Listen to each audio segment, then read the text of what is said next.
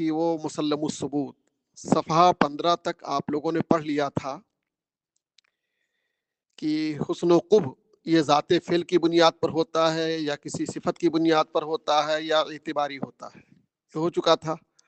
اب صفحہ 16 پر یہ ہے کہ حنفیہ میں سے بعض لوگوں نے کہا کہ عقل کافی ہے احکام الہیہ کو سمجھنے کے لیے، بعض احکام الہیہ کو سمجھنے کے لیے عقل ہی کافی ہے، ہرگز ورود شرع کا انتظار نہ کیا جائے گا۔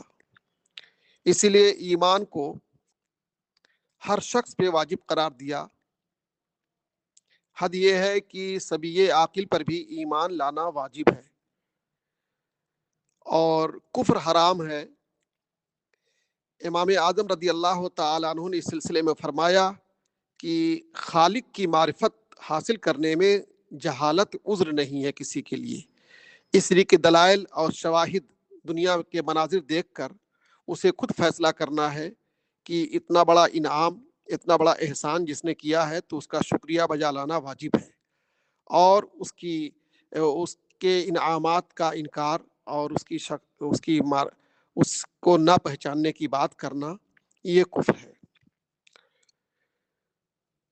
لیکن اس سلسلے میں ملا محب اللہ بہاری کہہ رہے ہیں مجھے لگتا ہے کہ فوری طور پر کسی کو مجرم نہیں قرار دیا جائے گا کہ بالغ ہوتے ہی وہ فوراً فیصلہ کرے، بلکہ ٹائم دینا پڑے گا، غور و فکر کر لے، اپنے سامنے کی چیزوں کو دیکھ کر غور و فکر کر لے۔ غور و فکر کرنے کا وقت کتنا ہوگا یہ آدمی کے عقل پر ڈیپینڈ کرتا ہے، عقول متفاوت ہوتی ہیں، اس لیے ان کو وقت دینا پڑے گا کہ اتنے وقت تک اس کے لیے غور و فکر کا وقت ہے، اس کے بعد بھی اگر یہ منعم کا انکار کرتا ہے تو اس پر کفر کا فتویٰ لاگو کیا جائے گا۔ اور اسی پر متفرع ہوں گے بہت سارے مذاہب اس سلسلے میں کہ ایک شخص پہاڑ کی چوٹی پر جا کر کے بالغ ہوا تو اس پر فوری طور پر ایمان لانا واجب ہے یا اسے بھی وقت دیا جائے گا؟ راجح ہے کہ وقت دیا جائے گا، اتمام حجت ہو جائے، پھر اس کے بعد اس پر انکار کی صورت میں کفر کا فتویٰ دیا جائے گا۔ یہ بات رہی۔ اور احسان کسی کے ساتھ حسن سلوک کرنا یا کسی کے ساتھ برا سلوک کرنا، یہ اس میں سے ہے کہ عقلاء متفق ہیں اس بات پر کہ کوئی حسن سلوک کرتا ہے تو اسے اچھا کہا جائے گا، کوئی بدسلوکی کرتا ہے تو اسے برا کہا جائے گا۔ یہ اس میں سے ہے کہ عقلاء کا اس پر اتفاق ہے۔ بعض لوگوں نے تو رسول کے بھیجے جانے کا بھی قول نہیں کیا، جیسے براہمہ ہے، وہ یہ کہتے ہیں کہ ہرگز ضرورت نہیں ہے رسول کی، انسان خود فیصلہ کرے گا کیا اچھا ہے کیا برا ہے۔ تو ظاہر سی بات ہے گویا حسن اور قبح کو براہمہ بھی ذاتی ماننے کے لیے تیار ہے، ورنہ ایسی بات نہ کہی جاتی۔ کچھ لوگ کہتے ہیں کہ نہیں کبھی ذات پر توجہ نہ دے کر مصلحت عامہ کی بنیاد پر لوگ کسی چیز کو حسن کہتے ہیں، مصلحت عامہ کی بنیاد پر کسی چیز کو خراب کہتے ہیں۔ تو ہم یہ کہیں گے کہ مصلحت عامہ ہو کی بنیاد پر حسن کہنا یا قبیح کہنا یہ ہمیں ضرر نہیں پہنچائے گا، اس لیے کہ ہم تو ہر فعل میں حسن و قبح کو ذاتی مانتے ہی نہیں، مطلب ذات فعل کی بنیاد پر نہیں مانتے ہیں۔ اوپر گزر چکا ہے کہ ہم ذات فعل کی بنیاد پر نہیں مانتے، بلکہ ہمارا موقف کیا ہے؟ اطلاق عام، والحق عندنا الاطلاق العام، یہ ہمارا موقف ہے۔ تو ہم ہر فعل میں حسن و قبح کو نہ تو ذات فعل کی بنیاد پر مانتے ہیں اور نہ تو شرع کی بنیاد پر مانتے ہیں۔ اطلاق عام ہے، بعض افعال میں ہو سکتا ہے ورود شرع کا انتظار کریں ہم، اور بعض افعال میں ذات فعل کی بنیاد پر فیصلہ کر دیں گے حسن اور قبیح ہونے کا، بعض فعل میں ہم اعتبار معتبر کی بنیاد پر ہم کہہ دیں گے حسن ہے قبیح ہے۔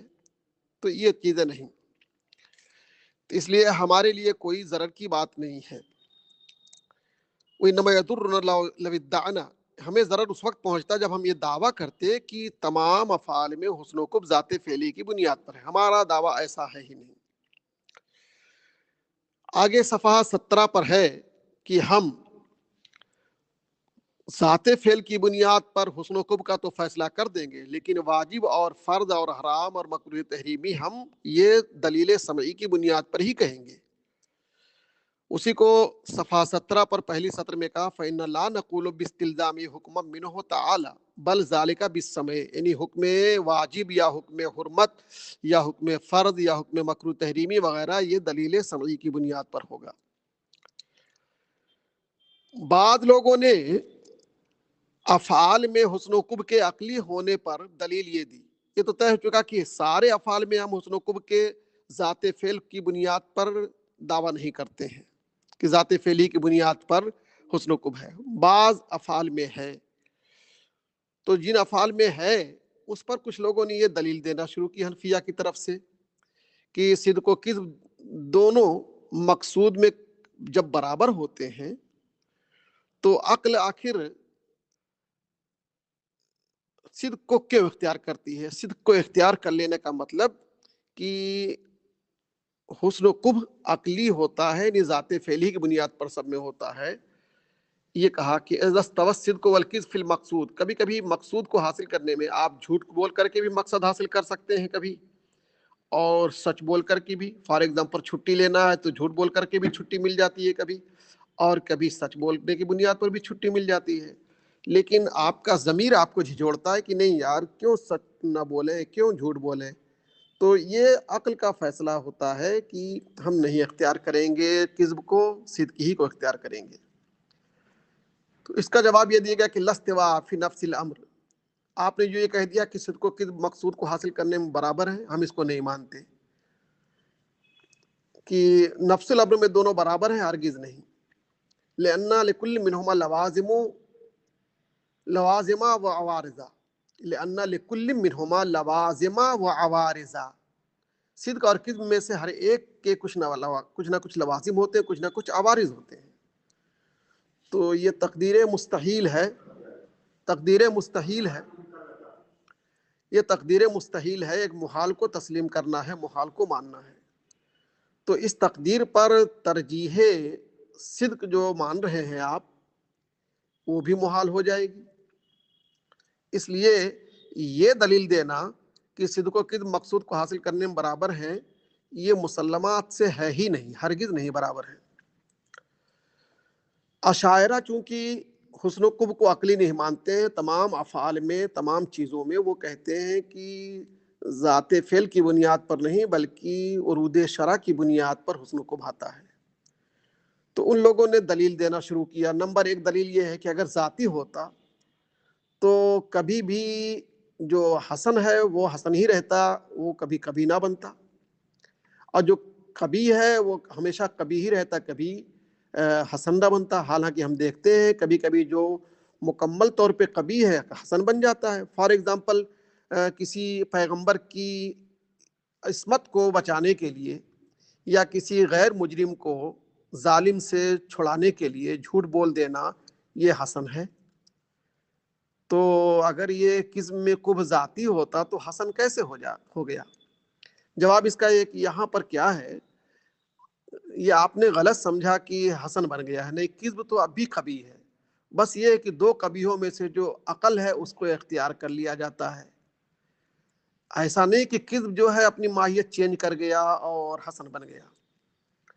اب اگر کہا جائے کہ کیوں نہیں، یہ قسم تو کبھی کبھی واجب ہو جاتا ہے تو حسن میں داخل ہو جائے گا، ہم کہیں گے داخل ہوگا حسن میں، لیکن یہ حسن لذاتی نہیں بلکہ حسن لغیری ہوگا، اور حسن لغیری یہ منافی نہیں ہے قبیل ذاتی ہی کے، یعنی ایک شے میں حسن بھی ہو اور کبھی بھی ہو سکتا ہے حسن لغیر ہی ہو، یعنی کسی غیر کی بنیاد پر حسن آیا اور کسی ذات فعل کی بنیاد پر کبھی ہے۔ جیسے چھپر ہے، چھپر والا مکان، چھپر، پڑوسی بہت قاعدے کے لوگ ہیں تو فی نفس ہی یہ کبھی ہے، لیکن پڑوسیوں کو دیکھتے ہوئے حسن ہے، یعنی حسن لغیری اور کبھی لذاتی اکٹھا ہو سکتے۔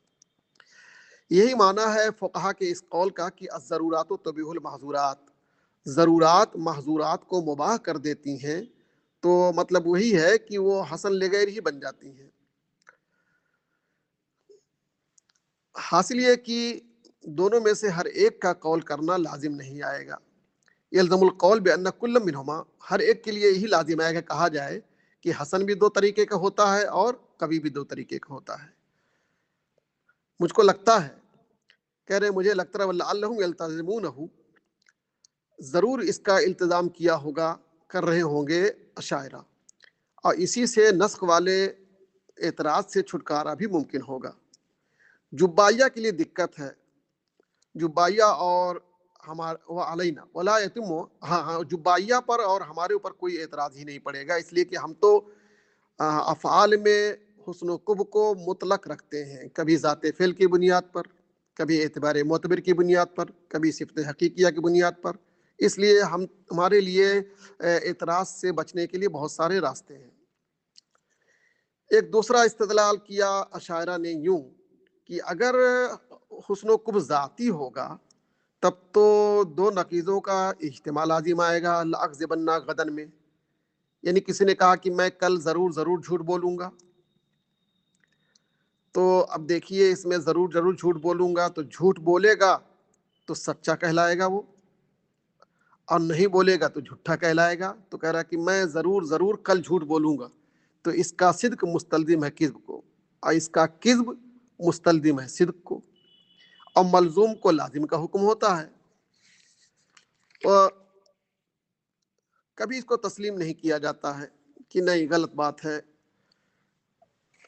اس لیے کہ کوئی ضروری نہیں ہے کہ جو مفضی الی الشر ہو شر ہی ہو. کبھی کبھی مفضی الی الشر وہ بذات شر نہیں ہوتا ہے، بالعرض شر ہوتا ہے.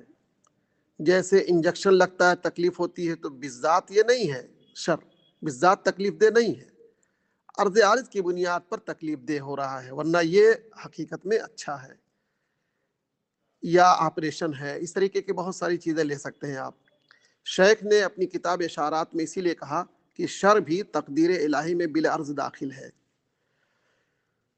میں کہوں گا کہ یہ بھی اسی التزام مذکور کی طرف لے جا رہا ہے کہ شے دو طریقے کی ہوں گی، شے بالذات، شے بالغیر، شے بالذات اور شے بالعرض. مطلب وہی ہوا کہ حسن لذات ہی حسن لغیر ہی، کبھی لذاتی کبھی لغیر ہی. ففہم. تیسرا یہ کہ بندے کا فعل استراری ہوتا ہے.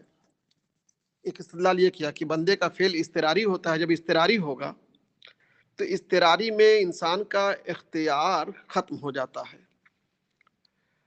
اور جب اختیار ختم ہو جائے گا تو وہ مجبور ہوگا اس کام کو کرنے کے لیے.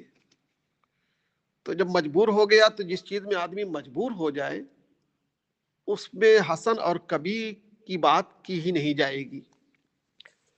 تو بندے کا فعل استراری اس لیے کہ ممکن جب تک ترجیح نہ پائے وہ پایا نہیں جائے گا.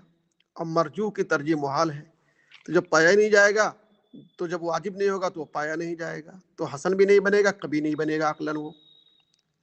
یعنی استراری فعل کو کبھی اور عقلی سے متصف نہیں کر سکتے. کبھی اور یعنی استراری فعل کو، جو کام استراری ہوتا ہے اس کو نہیں کہیں کہ بڑا اچھا کیا یا بڑا برا کیا. استراری کو حسن اور کبھی سے متصف نہیں کر سکتے آپ.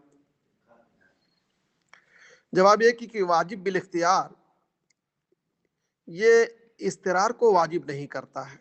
واجب بالاختیار استرار کو واجب نہیں کرتا، کہ جہاں تو اللہ تعالیٰ کا کام جتنا ہے سب واجب بالاختیار ہے، تو وہاں استرار نہیں. اس لیے کہ اختیار اور راشا دونوں کی حرکتوں میں فرق کرنا بالکل بدیہی طور پر ہے. مزید یہ کہ فعل باری سے بھی منقوض ہو جائے گا کہ اللہ تعالیٰ کا بھی کوئی قول ہے، کوئی فعل ہے، سارے کے فعل سارے فعل اختیاری ہوتے ہیں. اب اگر وہ واجب ہو جائیں گے تو آپ کہیں گے کہ یہ استراری ہو گیا، حالانکہ باری تعالیٰ کا کوئی فعل استراری نہیں ہے، سارے کے سارے افعال سب اختیاری ہیں. اس لیے یہ کہنا کہ بندے کا فعل استراری ہے اور اس کو حسن و کبھی سے متصف نہیں کیا جا سکتا، لہٰذا کسی فعل کو بھی آپ حسن و کبھی سے متصف ہی نہیں کر سکتے ہیں. تو جب نہیں کر سکتے ہیں عقلاً تو ظاہر سی بات ہے ورود شرع کا انتظار کرنا پڑے گا. یہ ان کی دلیل کا خلاصہ ہوا.